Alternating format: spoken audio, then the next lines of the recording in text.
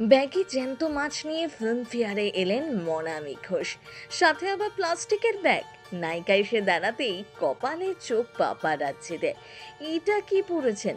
এই সেদিন শুভশ্রী চুলে এমন কায়দা করলেন যে হেসে উল্টালো নেটিজেনরা। এবারও সেই দলেই নাম লেখালেন নাকি মনামি? সবই উর্ফির নকল বলছেন নেট দুনিয়া। সত্যি কি তাই? হাতে কাচের ব্যাগে জীবন্ত মাছ নিয়ে প্লাস্টিকের পোশাক পরে ফিল্মফেয়ারের রেড কার্পেটে হাজির হন মনামি ঘোষ। জয়া হাসান আবার দেখেছেন মন দিয়ে। সাদা রঙের বারবি ফ্রকে 40-এ মনামি যেন বছর কুড়ির কিশোরী। ফিল্মফেয়ারের অনুষ্ঠানে মনামির বারবি লুক যেমন নজর কেড়েছে, তেমনই চর্চায় তার হ্যান্ডব্যাগ। ফিল্মফেয়ারের অফিসিয়াল সাইটে সেই ভিডিও আপলোড হতেই মুহূর্তে ভাইরাল হয়ে যায় সোশ্যাল মিডিয়ায়।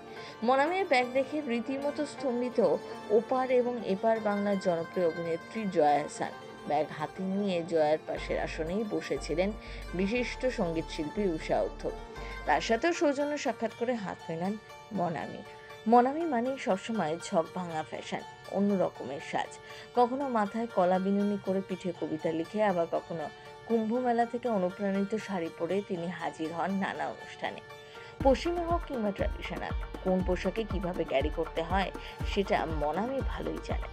তিনি যেমন শাড়িতে আদ্যপান্ত বঙ্গনারী হয়ে উঠতে পারেন, তেমনি বিকিনিতেও সমান স্বচ্ছ। চলতি বছরে এই অনুষ্ঠানেও তার অন্যথা হলো না। নিজের স্টাইল স্টেটমেন্ট দিয়ে সকলের মন জয় করে নিয়েছেন মনামি ঘোষ। এমন অত্যাধুনিক পোশাকের ভাবনা এলো কিভাবে? মনামির মন্তব্য, আসলে ফ্যাশনেরও একটা উদ্দেশ্য থাকা উচিত, যার একটা অন্তর্নিহিত অর্থ থাকবে। একটা পুনর্নবীকরণযোগ্য প্লাস্টিকের ফ্রক আর একটা কাচের ব্যাগে মাছ।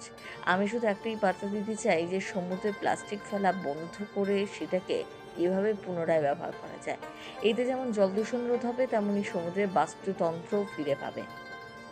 মনামি আদতে মীন রাশির জাতিকা, আর সেই প্রসঙ্গ টেনেই অভিনেত্রী বলেন, মীন রাশির জাতিকাদের তরফে এই একটা আবেদন রইল, অভিনেত্রী আসলে তার এই স্টাইল স্টেটমেন্টের মাধ্যমে পরিবেশ দূষণ রোধ করার বার্তা দিতে চেয়েছেন।